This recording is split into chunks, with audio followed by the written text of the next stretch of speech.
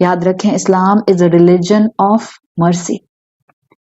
اللہ کے رسول صلی اللہ علیہ وسلم کی آپ حالات اور واقعات اور سیرت پڑھ لیں، آپ کو ایک نہیں کئی واقعات ملیں گے. آپ صرف انسانوں کے ساتھ رحم دل نہیں تھے، آپ تو جانوروں کے ساتھ، پرندوں کے ساتھ رحم دل تھے.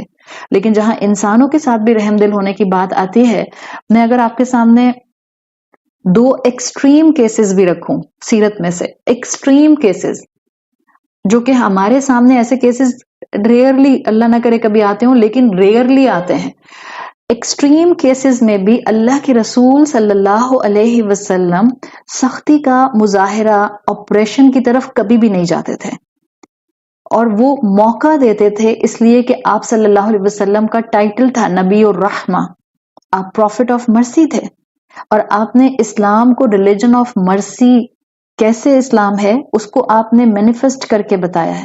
میں ایکسٹریم واقعہ بتا رہی ہوں جو آپ سب نے کئی مرتبہ سنا ہے کہ ایک مرتبہ غامدی قبیلے کی خاتون جو ہیں وہ خود اللہ کے رسول صلی اللہ علیہ وسلم کے پاس آتے ہیں، اور اسی طرح کا ایک واقعہ ایک صحابی کا بھی آتا ہے جو خود آئے تھے. مور اور لیس اسی طرح کا واقعہ جو ہے وہ آپ کو ملتا ہے. ایک غامدی قبیلے کی خاتون آتی ہیں جو اللہ کے رسول صلی اللہ علیہ وسلم سے آ کر کہتی ہیں طہرنی من الزنا، یا رسول اللہ طہرنی من الزنا، یعنی وہ خود ایڈمٹ کرتے ہیں کہ ان سے زنا ہوا ہے اور کہتے ہیں کہ مجھے پیوریفائی کریں. یعنی کیا کریں؟ یعنی مجھے جو ہے وہ سزا دیں، رجم کریں مجھ سے، اس لیے کہ مجھ سے زنا کی یہ جو ہے غلطی یہ ہو گئی ہے. یہ آپ کے پاس آتے ہیں، آپ صلی اللہ علیہ وسلم سنی انسنی کر دیتے ہیں. میں آپ کے سامنے مفہوم بیان کر رہی ہوں. آپ صلی اللہ علیہ وسلم ان سے رخ دوسری طرف کر لیتے ہیں. کیوں آپ نے رخ ادھر کیا؟ یعنی آپ نے اگنور کر دیا. آپ نہیں چاہ رہے تھے کہ آپ ان کی فردر بات سنیں اور یہ فردر ایکسپلین کریں. جب اللہ کے رسول دوسری طرف رخ کر لیتے ہیں تو یہ خاتون پھر کہتی ہیں طاہرنی یا رسول اللہ، یا رسول اللہ مجھے پیوریفائی کیجئے. پھر تیسری مرتبہ اللہ کے رسول سے یہ پھر کہتی ہیں، اس لیے کہ سیکنڈ ٹائم بھی اللہ کے رسول جو ہیں وہ کسی قسم کا کوئی رسپانس نہیں کرتے. جب تیسری مرتبہ یہ پھر کہتے ہیں، آپ سوچیں زنا کیا ہے. ہم کہتے ہیں ہماری دین کی غیرت اتنی زیادہ ہے، خود ایڈمٹ کر رہی ہے، فوراً پکڑو اور اس کو رجم کر دو، فوراً سٹون کر دو. اب کوئی گنجائش ہی نہیں ہے، اب کون سی ایویڈنس تلاش کرنے کی ضرورت ہے. ہمارے مزاجوں میں سختی آ گئی ہے.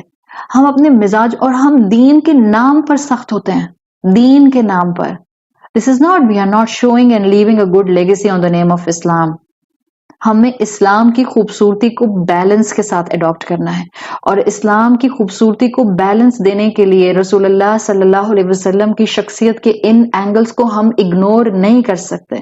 جب تیسری مرتبہ یہ خاتون کہتی ہیں طاہرنی یا رسول اللہ، آپ فرماتے ہیں وَاسْتَغْفِرِي وَتُوبِي إِلَيْهِ. کیا کہتے ہیں؟ وہ اللہ کی بندی، اللہ سے توبہ کرو اور اس کی طرف رجوع کرو. یعنی کہنا چاہ رہے ہیں کہ جو گناہ تمہارے اور تمہارے رب کے درمیان میں ہے، جاؤ جا کے معافی مانگو اپنے رب سے، اعلان مت کرو اس کا. پھر یہ عورت اللہ کے رسول صلی اللہ علیہ وسلم سے کہتی ہے کہ اس زنا کی وجہ سے میں پریگننٹ ہوں، حمل سے ہوں. آپ صلی اللہ علیہ وسلم منع کر دیتے ہیں اس عورت کو رجم کرنے سے، اس لیے کہ اس طرح سے دو جانیں جاتی ہیں، ایک یہ عورت اور دوسرا وہ بچہ جو اس کے اندر ڈیویلپ ہونا شروع ہو چکا ہے. اور یاد رکھیں جب بھی اس طرح کا کوئی کیس ہوتا ہے، چاہے خدا نہ خواستہ ریپ کیس ہے اور عورت پریگننٹ ہے، چاہے انسیسٹ کیس ہے اور عورت پریگننٹ ہے، چاہے اس طرح کا جو ہے وہ زنا ہے اور عورت پریگننٹ ہے، ان تمام صورتحال میں اس بچے کا کوئی قصور نہیں ہے. اگر واقعی اسلامی حکومت ہو تو اس بچے کی رسپانسبلٹی اسٹیٹ لیتی ہے. نہ وہ بچہ جو ہے اس کو بدنام کیا جائے گا، نہ اس کو اللیجٹمیٹ کہا جائے گا. اسٹیٹ اس کی رسپانسبلٹی لے گی، اور اسٹیٹ اس کو جو ہے اس کی پیوبرٹی تک مکمل تمام اسکالرشپس جو ہے وہ دے گی، اسٹیٹ اسپانسر کرے گی اس کو. تو جب آپ صلی اللہ علیہ وسلم کو اس عورت نے بتایا کہ میں حمل سے ہوں، تو آپ نے کہا کہ تم چلی جاؤ اور اپنے بچے کی جو ہے وہ پیدائش تک اپنے وقت کو گزارو. پھر آپ کو اس حدیث کا مفہوم ملتا ہے کہ یہ عورت پیدائش کے بعد بچہ لے کر آتی ہے. آپ صلی اللہ علیہ وسلم اس کو پھر بھیج دیتے ہیں کہ جاؤ اپنے بچے کا جو بریسٹ فیڈنگ ٹائم ہے 2 سال کا، رضاعت کا ٹائم، وہ پورا کرو. آپ دیکھیں اللہ کے رسول نے اس عورت کے پیچھے کوئی پولیس نہیں لگائی ہوئی تھی، کوئی گارڈز نہیں لگائے ہوئے تھے. یہ خود آتی تھی بار بار. غلطی ہو گئی تھی نا، غلطی انسانوں سے ہی غلطی ہوتی ہے. انسان ہی ہوتے ہیں جن کے پاؤں سلپ کر جاتے ہیں. رسول اللہ نبی الرحمہ تھے، معاف کرتے تھے. ہم سے کیوں نہیں معافی دی جاتی دوسروں کو؟ ہمارے لیے کیوں مشکل ہو جاتا ہے؟ ہاں ہم اللہ کی طرح معاف نہیں کر سکتے کہ اللہ تعالیٰ فرماتے ہیں اپنے لیے کہ بندہ معافی مانگتے مانگتے تھک جاتا ہے، رب معاف کرتے کرتے نہیں تھکتا. مگر اللہ کے رسول صلی اللہ علیہ وسلم تو رسول ہونے کے ساتھ ساتھ انسان بھی تھے، ہرٹ ہوتے ہوں گے، ظاہری بات ہے. ہاں ایمان میں ہم سب سے بہت اعلیٰ تھے، لیکن ہمارے لیے انہی کو رول ماڈل بنایا گیا ہے. اس عورت سے غلطی ہوئی اور اس کے پیچھے کوئی گارڈز نہیں پھرتے تھے کہ جلدی چلو ٹائم گزر گیا اب تم نے اللہ کے رسول کے پاس جانا ہے. اس کا اپنا گلٹ تھا. انسان سے گناہ ہو جاتا ہے، انسان ہونے کے ناطے پاؤں سلپ کر جاتا ہے. اس کو موقع دیں کہ وہ معافی مانگے اور ریکٹیفائی کر سکے غلطی کو. تو جب آپ صلی اللہ علیہ وسلم کے پاس یہ 2 سال اپنے بچے کے گزرنے کے بعد پھر آئی اور بچہ ساتھ میں لے کر آئی اور بچے کے ہاتھ میں روٹی تھی، اس نے پھر اللہ کے رسول کے سامنے وہ سارا معاملہ رکھا اور کہا کہ اب یہ میرا بچہ جو ہے یہ روٹی خود کھانے کے قابل بھی ہو گیا ہے. اور پھر اس نے کہا طہرنی من الزنا. تو اب اللہ کے رسول صلی اللہ علیہ وسلم کے پاس کوئی ایکسکیوز نہیں تھا کہ آپ اس کو سٹون نہ کرواتے. اس عورت کو سٹون کیا گیا اور رجم کی سزا جو ہے، جو تورات کی شریعت سے ہی مسلمانوں میں کنٹینیو کی ہے، شریعت موسیٰ میں بھی تھی. شادی شدہ مرد یا شادی شدہ عورت سے اگر زنا ہو جاتا ہے تو اس کا جو حد ہے، اس کی جو سزا ہے وہ ہے رجم کرنا، سٹوننگ ٹو ڈیتھ، اتنے پتھر مارنا کہ وہ مر جائے. آپ سے میں نے پہلے بھی یہ بات کی تھی اور میں دوبارہ یہ بات کر رہی ہوں. although یہ بات کرنے کا میرا دل نہیں کرتا ہے، لیکن معاشرے میں شیطان بہت بہت زیادہ تیزی سے اپنا کام دکھا رہا ہے اور معاشرے میں بچے اور بچیاں بہت تیزی سے گناہوں میں انوالو ہو رہے ہیں due to so many reason. اگر کسی بچی سے اور اگر کسی بچے سے اللہ نہ کرے یہ گناہ ہو جاتا ہے، شادی سے پہلے ہوگا تو اس کو وائپ کیا جائے گا، اس کو وپ کیا جائے گا، اس کو کوڑے لگائے جائیں گے. اس کی سزا ہے، اس کی الگ حد ہے. شادی شدہ مرد اور شادی شدہ عورت ہوتے ہوئے، اپنا شوہر اور اپنی بیوی ہوتے ہوئے کسی دوسرے نامحرم مرد یا نامحرم عورت کے ساتھ سیکشل ریلیشن شپ کرنا، دس از کلیئر کٹ زنا. اور اس کی سزا کیا ہے؟ رجم کرنا، سٹوننگ ٹو ڈیتھ والا معاملہ، جس کو اردو میں شاید سنسار کہتے ہیں. یہ معاملہ ہے. اگر کسی سے یہ گناہ ہوا ہے، سچی توبہ کر لیجئے اور لوگوں کو جا کر اپنے یہ گناہ کی پوٹلیاں، پنڈورا باکس لوگوں کے سامنے مت کھولیے. سچی توبہ کر لیجئے، سچی توبہ. اور سچی توبہ کا مطلب ہم جانتے ہیں، دوبارہ انسان اس ماحول کی طرف ہی نہ جائے، ان سرکمسٹانسز کی طرف نہ جائے جو دوبارہ سے انسان کو اس گناہ کے اندر لے جا سکیں. اس عورت کو اللہ کے رسول صلی اللہ علیہ وسلم کے حکم کے مطابق رجم کیا گیا. اور جب اس کو رجم کیا جا رہا تھا، ظاہر ہے جب پتھر مارے جاتے ہیں تو اس وقت تک مارے جاتے ہیں جب تک کہ انسان کی جان نہیں نکل جاتی، خون پھوٹتا ہے انسان کے جسم سے. تو جب اس عورت کو رجم کیا جا رہا تھا تو اس کے جسم سے بھی اسی طرح سے خون جو تھا وہ مختلف جگہوں سے نکل رہا تھا. روایات میں آتا ہے کہ کسی نے، مدینہ تھا یہ اس وقت، مدنی دور کی بات ہے، جب کسی شخص نے اس عورت کو اس طرح سٹون کرتے ہوئے دیکھا اور اس کی اذیت کو، اس کے جسم سے خون کے نکلنے کو دیکھا، تو انہوں نے، ان صحابی نے، صحابی تھے، سوچے ہم کہیں لو دیندار ایسی بات کیسے کر سکتا ہے، انسان ہے، نکل جاتی ہے کبھی ایسی بات، پاؤں سلپ ہو جاتا ہے. صحابی رسول تھے، ان کی زبان سے نکلا کہ انہوں نے اس عورت کو قرض کر دیا کہ کیسی عورت تھی، چاہتی تو یہ اپنے آپ کو، اپنے گناہ کو چھپا لیتی، اور اس نے اپنے آپ کو اس سٹیج تک پہنچا دیا. رسول اللہ صلی اللہ علیہ وسلم نے جب ان صحابی کے الفاظ سنے، آپ کو بہت نامناسب لگا. اور نامناسب لگا، بعض اسکالرز کہتے ہیں کہ آپ صلی اللہ علیہ وسلم کو اس بات پر غصہ آیا، لیکن آپ کا غصے کا اظہار بالکل الگ ہوتا تھا. آپ کا غصے کا اظہار کرتے ہوئے آپ کا لال منہ، پیلا نیلا، خدا نہ خواستہ نعوذ باللہ منہ نہیں ہو جاتا تھا. آپ کو غصہ آیا اور آپ نے فرمایا لَقَدْ تَابَتْ تَوْبَةً لَوْ مُزِّعَتْ عَلَىٰ أَهْلِ مَدِينَةٍ لَوَسْعَتْهُمْ. اگر پورے اہل مدینہ کے اوپر اس عورت کی توبہ جو جس نے کی ہے، جیسی توبہ اس عورت نے کی ہے، اگر وہ پورے اہل مدینہ پر ڈیوائیڈ کر دی جائے تو وہ تم سب کی بخشش کے لیے سفیشینٹ ہو جائے. یہ ہے نبی الرحمہ. ہم کیا ہوتے؟ ہم سوچیں ہم ہوتے وہاں پر تو ہم بھی انہی صحابی کی طرح کی باتیں کرتے. استغفر اللہ، گناہگار عورت، بے شرم عورت، کیسے گناہ کر دیا، اس کے بعد اوپنلی آ کے ایک دفعہ نہیں کئی دفعہ کہہ بھی دیا. یہ ہمارے مزاجوں کی سختی ہے جو ہمیں رحمت والے دین کی رحمت کے ساتھ مینیفیسٹیشن جو ہے وہ کرنا نہیں سکھا رہی. ہم غصے میں دین پر عمل کرتے ہیں، ہم غصے سے علم حاصل کرتے ہیں، ہم غصے سے ہی چاہتے ہیں کہ معاشرے کی اصلاح ہو جائے. غصے سے نہیں اصلاح ہونے والی. سیکھیں اللہ کے رسول صلی اللہ علیہ وسلم سے نبی الرحمہ کیسا ہوتا ہے. یہ دین مرسی والا دین ہے. قرآن کی ایک آیت آتی ہے اور مجھے لگتا ہے کہ اس آیت نے ہمیشہ مجھے بہت سکھایا ہے. ہاں انسان ہونے کے ناطے ہم سبھی غلطیاں تو کر ہی دیتے ہیں، لیکن آپ کو جب غصہ آیا کرے نا آپ یہ آیت یاد کرنا شروع کر دیا کریں. یہ آیت کیا کہتی ہے؟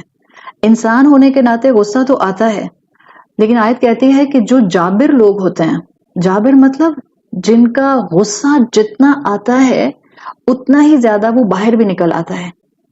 قرآن میں آتا ہے وَإِذَا بَطَشْتُمْ بَطَشْتُمْ جَبَّارِينَ، جب تم پکڑتے ہو تو جابر بن کے پکڑتے ہو. نہ کریں یہ، آپ سامنے والے کو توڑ دیں گے، بالکل ختم کر دیں گے اس کو. وہ کھڑا ہونے کی ہمت نہیں پائے گا. اتنا نہیں کسی کو اس کی غلطی کے اوپر کرش کیا جاتا کہ وہ انسان کانفیڈنس اپنا لوز کرنا شروع کر دے. یہ وہ واقعات ہیں جو ہمیں یقین نہیں آتے، لیکن یہ واقعات ہمیں سننے چاہیے تاکہ ہمیں ایسے لوگوں کو معاشرے میں ڈیل کرنا آئے. جب میں ایکسٹریم واقعہ آپ کے سامنے رکھ رہی ہوں، ایک میں نے آپ کے سامنے واقعہ رکھا ایک عورت کا جن سے زنا ہو جاتا ہے، اور میں دوسرا واقعہ آپ کے سامنے رکھ رہی ہوں ایک صحابی کا. میں نام نہیں لے رہی، آپ میں سے جس کو شوق ہے آپ خود کتابیں کھولیے اور نام پڑھیے. صحابی رسول ہیں، مدنی دور تھا، اور ان صحابی کی ایک کمزوری یہ تھی کہ الکوہل نہیں چھوٹتی تھی ان سے. حالانکہ حکم آ چکا تھا کہ اب مسلمان جو ہیں وہ الکوہل نہ پئیں، بیکاز رجسم من عمل الشیطان، یہ شیطان کے عمل میں سے ہے.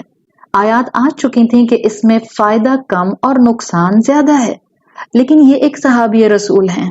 ظاہری بات ہے یہ میجورٹی نہیں ہے، ایکسیپشنل ہیں. میں یہ والے کیسز آپ کے سامنے صرف اس لیے لا رہی ہوں. اس کا مطلب یہ ہرگز نہیں ہے کہ ہمیں گناہ کی طرف اٹریکشن ہو جائے اور ہم کہیں کہ اب سب ہمارے گناہ کو برداشت کریں. یہ مطلب نہیں ہے. یہاں ان لوگوں سے میں بات کر رہی ہوں جو الحمدللہ دین کے ساتھ جڑ گئے ہیں، تاکہ ہمیں اپنے گھروں میں لوگوں کی غلطیوں کو اوور لک کرنا آئے، ان کو کھڑا کرنا آئے، وہ اپنی غلطیوں کو چھوڑ کر بہتری کے لیے کھڑے ہو سکیں. صحابی رسول ہیں، آیات آ چکی ہیں، مدنی دور ہے، الکوہل نہیں چھوٹتی تھی. جب شراب پیتے تھے اس کے بعد مسلمانوں کو پتا چلتا تھا، ان کو اللہ کے رسول کے پاس لایا جاتا تھا اور یہ ایڈمٹ کرتے تھے کہ جی ہاں میں نے پی ہے. پھر ان کو کوڑے لگائے جاتے تھے، اور یہ عمل کئی مرتبہ ہوا کہ انہوں نے شراب پی، ان کو اللہ کے رسول کے پاس لایا گیا، رسول اللہ نے پوچھا، انہوں نے ایڈمٹ کیا، اور ہر دفعہ کوڑے کھاتے تھے. مگر پھر پاؤں توبہ کرتے تھے، پھر پاؤں سلپ ہو جاتا تھا. شیطان تو لگا ہوا ہے نا سب کے ساتھ.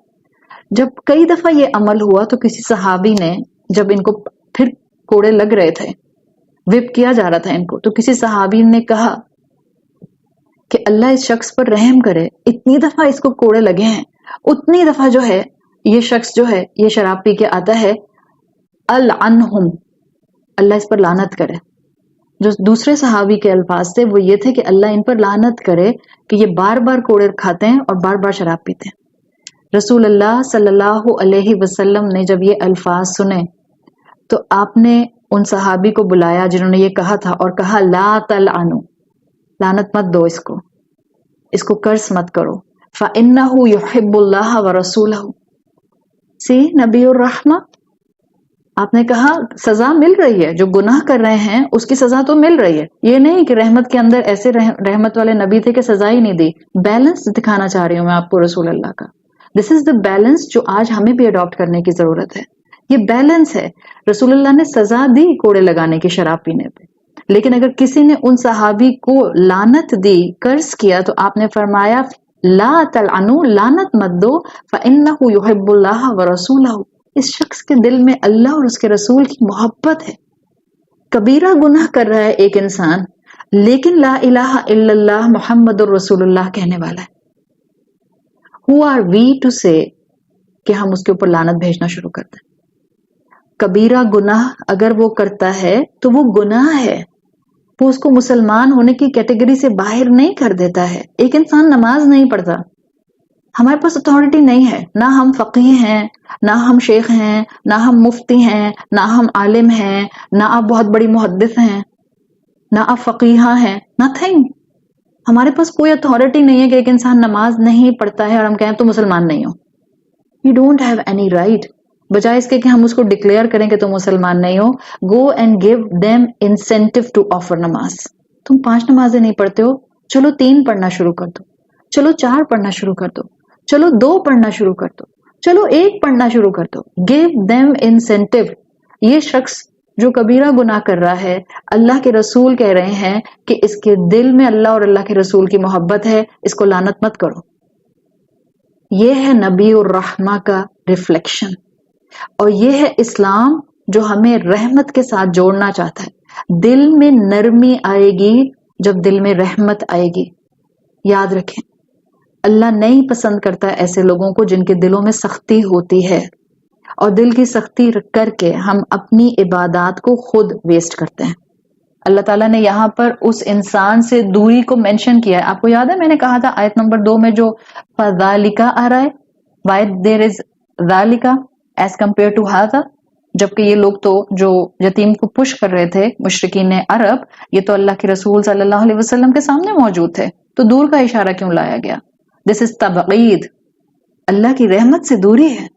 جس نے اپنے دل کو سخت کر لیا، جس نے اپنے آپ سے رحمت کو دور کر دیا، جو مخلوق کے ساتھ رحم دل نہیں ہے، وہ کیسے ایکسپیکٹ کر سکتا ہے کہ اللہ اس کے ساتھ رحم دل ہوگا دنیا میں یا آخرت میں؟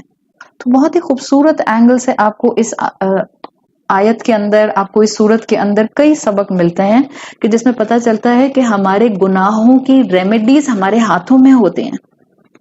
اگر اپنا دل سخت محسوس ہوتا ہے تو آپ کو قرآن کے ساتھ جڑنا ہے، آپ کو سیرت رسول سننی ہے، آپ کو سیرت رسول پڑھنی ہے، آپ کو رسول اللہ صلی اللہ علیہ وسلم جیسے اعمال اڈاپٹ کرنے کی پوری کوشش کرنی ہے. یہ کہہ کر راستہ الگ نہیں کر لینا کہ ہم کہاں اور وہ کہاں.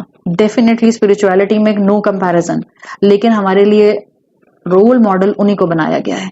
فالو ہم نے انہی کو کرنا ہے، پیچھے پیچھے ہم نے انہی کے چلنا ہے. اگر ہمیں دل کی سختی دور کرنی ہے تو پلیز اپنے گھروں کے اندر 4 کتابیں پڑھ کے، 4 کورسز کر کے، 2 کورسز کر کے اپنے آپ کو اس طرح سے لوگوں سے سپیریئر نہ سمجھیں کہ جیسے ہمیں سب دین پتہ ہے، سامنے والے کو کچھ نہیں پتا.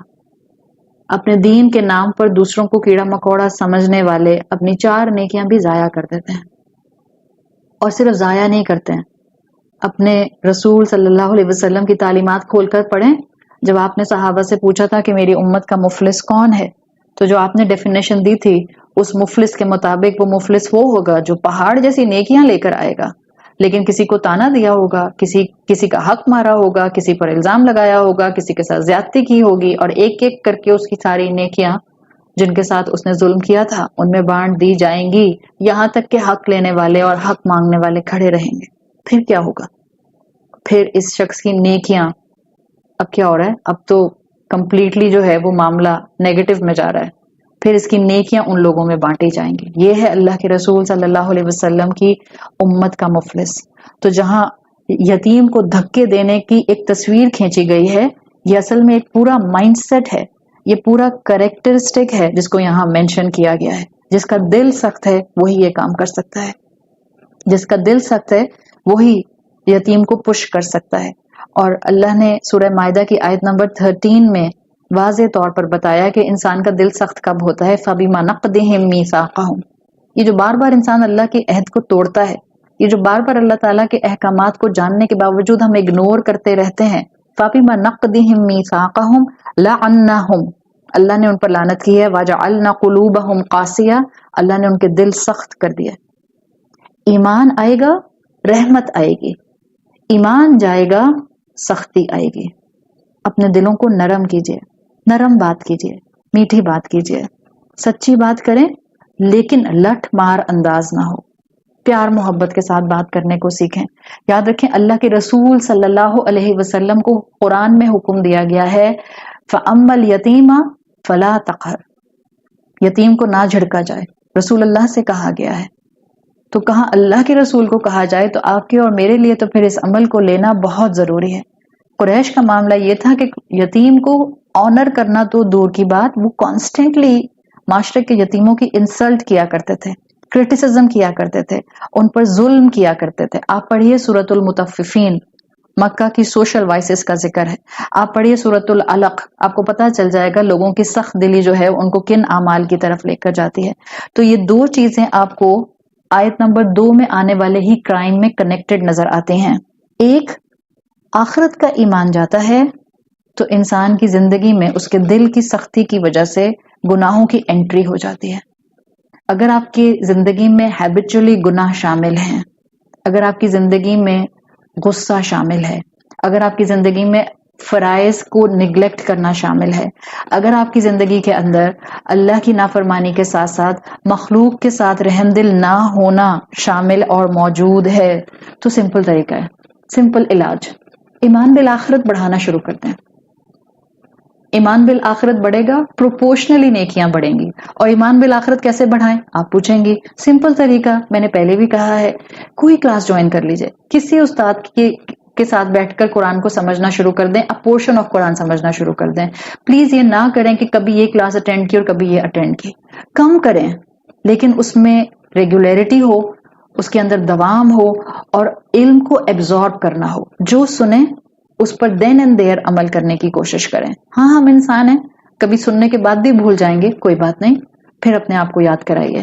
اور یہ ریگولر ایک سلسلہ کلاس کا ضرور رکھیں، چاہے آپ ہفتے میں ایک دن کلاس اٹینڈ کریں، چاہے 15 دن میں ایک کلاس اٹینڈ کریں، چاہے آپ 15 دن میں 3 دفعہ اٹینڈ کریں. It's up to you, but whatever you will do it انشاءاللہ ود ریگولیرٹی.